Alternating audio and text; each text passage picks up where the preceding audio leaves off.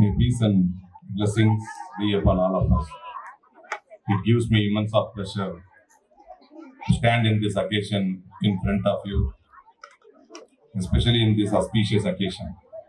Because, you know, when you get a chance to decorate the podium with some dignitaries, especially who taught you the knowledge from the basic level. அடிப்படையில் நமக்கு கல்வி கற்று கொடுத்த இப்ப இந்த அவார்ட்லாம் வாங்கினாங்க miss வாங்கின அதுல 3 பேர்ல 3 பேர்ல 2 பேர் சின்ன பிள்ளைல இருந்தே நான் பார்த்திருக்கேன். நான் ஸ்கூல் படிக்கிறதுல இருந்து ஷர்மிளா மிஸ்ஸும் தேவி மிஸ் தான் கண்ணிலே பார்த்தது இல்லை ரொம்ப வருஷமா. அப்புறம் இன்னைக்கே ஸ்டேஜ்ல பார்த்துட்டேன். I really feel proud about it. இது எனக்கு தான் பெருமையான ஒரு தருணம்.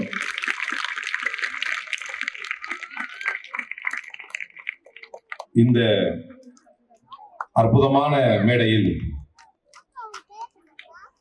சில கருத்துக்களை, என்னுடைய மகிழ்ச்சியை, இங்கு அழைக்கப்பட்டதற்கு இந்த மஸ்ஜித் நிர்வாகத்திற்கு, இத்தனை ஆண்டுகளாக இந்த சிறப்புமிகு ஸ்தாபனத்தை, சிறப்புமிகு கல்வி நிறுவனத்தை வழிகாட்டி வழிநடத்தி தலைமையேற்று சீரும் சிறப்புமாக நடத்தி கொண்டிருக்கும், இறைவன் உதவியால் சீரும் சிறப்புமாக நடத்தி கொண்டிருக்கும் எங்களுடைய அறிவு ஆசான் மரியாதைக்குரிய மௌலானா மௌலவி தலைமை இமாம் காஜா மொய்தீன் ஜமாலி அவர்களுக்கு தான் இதுல மிகப்பெரிய கிரெடிட் போய் சேரும். ஒரு அமைதி புரட்சியாக அவர்கள் ஏற்படுத்திய இந்த புரட்சி, எங்களுடைய ஆங்கில மொழிகளிலே அவர்கள் ஏற்படுத்திய புரட்சி. ஏனென்றால் கல்வி என்பது மிகப்பெரிய ஆயுதம். கல்விதான் ஒரு மனிதனை வெற்றி அடைய செய்யும், ஒரு மனிதனுக்கான கண்ணியத்தை கொடுக்கும். அந்த கல்வி கூடத்திலே நீங்கள் எல்லாம் பயின்று அடுத்த கட்டத்திற்கு செல்லும் பொழுது, நான் கூட ஒரு காலகட்டத்திலே காலேஜில் படிக்கும் போது உமர் கயான் அப்படின்னு ஒரு புக் இருந்துச்சு. சரி, இந்த புக்ல என்ன இருக்க போகுது அப்படின்னு எடுத்து படிச்சேன். அப்படி படிக்கும் பொழுது எனக்கு கொஞ்சம் புக்கு படிக்கிற இன்ட்ரெஸ்ட் அதிகம் தான். அப்ப நான் என்ன பண்ணேன் அப்படின்னா, அது ஃபுல்லாவே அதுல ஃபுல்லாவே பாத்தீங்கன்னா லவ் ஸ்டோரியாவே இருந்துச்சு. ஒருத்தருடைய லவ் தான் அதுல. சரி, இதை படிச்சு என்ன தெரிஞ்சுக்க போறோம் அப்படின்னு கூட நான் நினைச்சேன். ஆனால் ஒரு தம்பி ஒருத்தர் இப்படி கை காட்டுறாரு, லவ் ஸ்டோரி அப்படின்னு. I appreciate your involvement. ஏன்னா நான் ஏதோ பேசிட்டு இருந்தேன், நீங்க ஏதோ கவனிச்சுட்டு போயிட்டீங்கன்ற மாதிரி இல்லாம நான் பேசுறதுக்கு கரெக்டா ரெஸ்பான்ஸ் தான் பண்றாரு. ஏன்னா எங்களுக்கு மதரசாவில நான் ஏற்கனவே சொல்லியது உண்டு, 3 ஜமாலிகள் என் வாழ்க்கையில் மிக முக்கியமானவர்கள். என் பள்ளிக்கூட காலத்திலே மௌலானா காஜா மொய்தீன் ஜமாலி அவர்கள், என்னுடைய கல்லூரி காலத்திலே மௌலானா மசூத் ஜமாலி அவர்கள், என்னுடைய ஆன்மீக பயணத்திலே மௌலானா சாவுல் அமீத் ஜமாலி அவர்கள். இந்த 3 ஜமாலிகளும் என்னுடைய வாழ்க்கையை மிகச்சிறிய அளவிலே வழிநடத்தக்கூடியவர்கள். அதிலே என்னுடைய மசூத் ஜமாலி அவர்கள் சொல்லுவார்கள், சேட்டைக்காரங்கிட்ட தான் கயிறு இருக்கும் அப்படின்னு. சேட்டைக்காரங்கிட்ட தான் கயிறு இருக்கும் அப்படின்னு சொல்லுவாங்க. சேட்டை எவ்வளவு இருக்கிறதோ நாம நினைக்கிறோம் இவன் சேட்டை செய்யறதுனால சரிபட்டு வர மாட்டான். நான் ஏற்கனவே அங்க ஆயிஷா பள்ளியில ஸ்கூல்ல நடக்கும்போது சொன்னேன், எப்பப்பெல்லாம் ஸ்கூல்ல மீட்டிங் நடந்திருக்கோ அப்போதெல்லாம் எங்க அம்மா அழுதுட்டு தான் போயிருக்கிறாங்க. எப்பெல்லாம் வந்தாங்களோ அப்பெல்லாம் உறுதியாக அழுதுட்டு தான் போயிருக்கிறாங்க. பிரின்சிபல் என் தம்பியை கூப்பிட்டு, என் தம்பி இப்போ காவல்துறை அதிகாரியா இருக்கிறாரு. என் தம்பி இங்கதான் படிச்சாரு. அப்ப அவர் ஒரு ஹெட் கான்ஸ்டபிளாக இப்போது இந்த கமிஷனர் கேங்ஸ்டர்ல ஒர்க் பண்றாரு இருக்காரு. கமிஷனர் கேங்ஸ்டர் ஸ்குவாட்ல இருக்காரு. சிறப்பாக பணியாற்றுகிறார். அவர்கிட்ட கூப்பிட்டு பிரின்சிபல் சொல்லுவாங்க, அப்ப டேய் உங்க அண்ணன் படிப்பான்டா, அவன் சேட்டை எனக்கு பிடிக்காதுடா அப்படின்னு. அந்த அளவிற்கு வெறித்தனமாக சேட்டைகள் நாம் செய்வது வரவேற்கத்தக்கது, நியாயமானது. அந்த சேட்டை தான் பாசிட்டிவ் எனர்ஜியாக மாறும். சேட்டை இருக்க போய் தான், வெறி இருக்க போய் தான் புரட்சியாளர் அம்பேத்கர் தனக்கு எதிராக இழைக்கப்பட்ட அநீதிகளை எதிர்த்து குரல் எழுப்பினார்கள், அங்கே பதிய வைத்தார்கள். He was the first person to get enrolled in the High School of Mumbai. இவர்கள் எல்லாம் படிக்கவே முடியாது என்று இருந்த மும்பையுடைய ஹைஸ்கூலிலே முதன்முறையாக கால் எடுத்து வைத்து சாதனை படைத்தவர் புரட்சியாளர் அம்பேத்கர். ஏன் அது முடியாது, எதற்காக முடியாது, அடிமை விலங்குகளை உடைத்தெறிய வேண்டும், கேள்வி கேட்க வேண்டும் என்று கற்பி ஒன்று சேர் புரட்சி செய் என்று இந்த ஒட்டுமொத்த இந்தியாவிற்கல்ல உலகிற்கே திரும்பி பார்க்க வைத்த ஒரு தத்துவத்தை கொடுத்த புரட்சியாளர் அம்பேத்கர் அவர்கள் மிகப்பெரிய சேட்டைக்காரராகத்தான் தன்னுடைய வாழ்நாளிலே இருந்தார். மகாத்மா காந்தி அவர்கள் மிகப்பெரிய சேட்டைக்காரராக இருந்தார். மகாத்மா காந்தி நாடு கடந்து தன்னுடைய கல்வியை கற்க வேண்டும் என்று சென்ற போது நம்முடைய இந்து சாஸ்திரங்களின் படி கடல் கடந்து செல்வது தவறு என்று அவருடைய தாயும் தந்தையும் அவரை தடுத்து நிறுத்திய போது அவருக்குள் உழன்று கொண்டிருந்த அந்த வெறி, கல்விக்கான வெறி என்பதில் சாஸ்திரங்களை, சடங்குகளை, மதத்தின் ரீதியாக போடக்கூடிய கட்டுப்பாடுகளை மீறி அவரை கல்வி கற்க வைத்தது. அதுதான் பின்னாலே அவரை மகாத்மாவாக உருவாக்கியது. இந்த கல்விதான் நம்மை உயர்த்தும், இந்த கல்விதான் நம்மை மேம்படுத்தும், இந்த கல்விதான் நம்மை புரட்சிக்க வைத்திடும். அப்படிப்பட்ட கல்வியை கற்கக்கூடிய ஒரு பள்ளிக்கூடத்திலே இது அடிப்படை. ஸ்கூல் ரொம்ப அடிப்படை. நான் கூட இப்போ ஒரு புக்கு பேரை சொல்லிக்கிட்டு இருக்கும்போது தான் இந்த ஒரு பேர், ஒருத்தருடைய பேரை சொல்லிட்டு இருக்கும்போது தம்பி ஹார்ட் சொன்னாரு, நான் டைவர்ட் ஆகி போயிட்டேன். பேர் ஞாபகம் இருக்குதா? உங்களுக்கு ஒரு பாட்டு சொன்னா ஞாபகம் இருக்கும். ஒரு பாட்டு ஒண்ணு வரும் பாருங்க, உருது கவிஞன் உமர் கயானின் கவிதையான்னு ஒரு பாட்டு வரும் பாத்தீங்களா? அந்த உமர் கயான் அதை சொல்லிட்டா ஞாபகம் இருக்கும் உங்களுக்கு. அந்த உமர் கயானுடைய வரலாறு ஒரு 7 நாள் படிக்கிறேன் கண்டினியூஸா. எவ்வளவு புக் எவ்வளவு தடியா இருக்கு. நானும் ஆர்வமா படிக்கிறேன். ஆனா ஃபுல்லா லவ்வா இருந்தாலும் இது நமக்கு என்ன பிரயோஜனம்னு தோணுச்சு எனக்கு. இருந்தாலும் இன்ட்ரெஸ்டிங்கா இருந்தாலும் படிச்சுட்டேன்.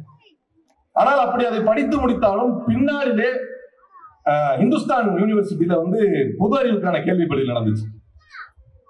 அப்போ உமர் கயானை பற்றிய கேள்விகள் அதுல வந்துச்சு. நீங்க கேட்கலாம், ஒரு காதல் கதையில எதிரா பொது அறிவுன்னு. இன்னைக்கு நம்ம அதெல்லாம் தவிர்க்க முடியாது. பொது அறிவு அதெல்லாம் சேர்த்துட்டாங்க இப்ப.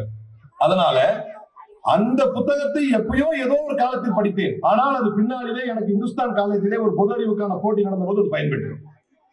நாம் கல்லூரி காலங்களிலே, எனக்கு இப்ப கூட சொல்லுவேன், எனக்கு நல்லா ஞாபகம் இருக்கு. இசு எப்ப வரும், வாசி எப்ப வரும், வில்லு எப்ப வரும், மஸ்ட் எப்ப வரும், ஷுட் எப்ப வரும், ஹேஸ் எப்ப வரும், ஹேவ் எப்ப வரும், ஹேட் எப்ப வரும். நான் மரணித்து விட்டால் கூட என் பிள்ளைகளுக்கு சொல்லிட்டு தான் சாவேன். இவை அனைத்தையும் எனக்கு சொல்லிக் கொடுத்தது மரியாதைக்குரிய காஜா மொய்தீன் ஜமாலி ஹஜ்ரத் அவர். இஃப் எங்க வரும், ஒரு இது கொடுத்துருவாங்க, வெறுப்பு கொடுத்துருவாங்க.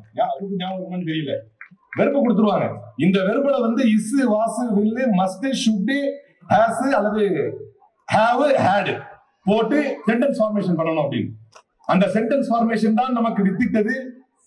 இன்றைக்கு இறைவனுடைய அருளால் இந்த கேரளா ஸ்டோரி உட்பட பெரிய வழக்குகளை உயர் நீதிமன்றத்திலே வாதாடி இருக்கிறேன். அப்படி வாதாடும் போதெல்லாம் எந்த ஆங்கிலத்திலே வாதாடி இருக்கிறேனோ, டிவிஷன் பெஞ்சிலே வாதாடி இருக்கிறேன். எந்த ஆங்கிலம் நமக்கு துணைகின்றது என்றால் அடிப்படையில் இந்த பள்ளியில் கற்ற அந்த ஆங்கிலம் தான் நம்மை வழிநடத்தியது, நமக்கு உறுதுணையாக இருந்தது என்று எந்த மேடையிலும் எந்த நிலையிலும் பெருமையாக சொல்ல கடமைப்பட்டிருக்கிறேன். அபூபக்கர் ரலியல்லாஹு அன்ஹு அவர்கள் சொன்னார்கள், லா துக்ஸிரில் வஅத் ஃபஇன்ன கத்ரத்தல் வஅத் யும்சி பஅதுஹு பஅதா என்று சொன்னார். நீ பாட்டு நிறைய பேசிட்டு இருந்தாங்க, அப்புறம் வீட்டுக்கு போயிட்டாங்கன்னா நீ என்ன சொன்னங்கிறத மறந்துடுவாங்க. சீதா மிஸ் கூட தலையாட்டுறாங்க, ஆமா தம்பி கரெக்ட் தான், நீ பாட்டு நிறைய பேசுறாரு அப்படின்னு. I'm right Sita miss, name correct தானே, சீதா மிஸ் தானே. சீதா மிஸ் தான் தலையாட்டுறாங்க, நிறைய பேசாத, மறந்துட போகுது அப்படின்னு. Even I have got some programs to go. சில பணிகள் காரணமா நானும் சில இருக்கிறதுனால் அதிகப்படியாக சொன்னா மனசுல நிக்காது. பள்ளிக்கூடத்துல நம்ம என்ன கத்துக்க போறோம், இது நமக்கு என்ன பெருசா உதவ போகுது என்று நினைப்பதை விட ஒரு முட்டாள்தனம் இருக்க முடியாது.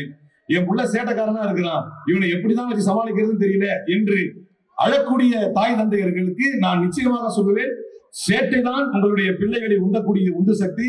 அதை கண்ட்ரோல் பண்ணணும்னு நினைக்காதீங்க, அதை கண்காணிச்சுக்கீங்க. You can monitor it, but you should not control it. அதை கண்ட்ரோலே பண்ண வேணாம், மானிட்டர்லயே வைங்க. எங்க எதை போய் பிடிக்கிறான், இழுக்கிறான், எதை அடிக்கிறான்னு கவனிச்சுட்டு இருந்தாலே போதும். அதை கண்ட்ரோல் பண்ணணும்னு நினைச்சா நமக்கு அது பெரிய பின்விளைவை ஏற்படுத்தும். எனவே சேட்டைகளை கண்டு பயப்பட வேண்டாம். பள்ளி கல்வியிலே நாம் கற்கக்கூடிய விஷயங்கள் என்ன பெருசா நமக்கு உதவி செஞ்சிடும் என்று ரொம்ப அசால்ட்டா நினைச்சிட வேண்டாம். இந்த பள்ளியில் போடியில் மாணவர்களுக்கு இந்த பள்ளியிலே நாம் கற்கக்கூடிய ஒவ்வொரு விஷயங்களும் பிற்காலங்களிலே நமக்கு மிகப்பெரிய அளவிலே பயன்பெறும் என்பதில் மாற்று கருத்தில்லை. இந்த இடத்திலே, இந்த அற்புதமான தருணத்திலே எனக்கு வாய்ப்பளித்த பள்ளி நிர்வாகத்திற்கும், எங்களுடைய கல்வி ஆசான் உட்பட அனைத்து ஆசிரியர்களுக்கும், பள்ளிவாசல் நிர்வாகிகளுக்கும், இந்த ஸ்கூலுடைய நிர்வாகிகள் அனைவருக்கும் நன்றி கூறி விடைபெறுகிறேன். நன்றி, வணக்கம், ஜெய் ஹிந்த்.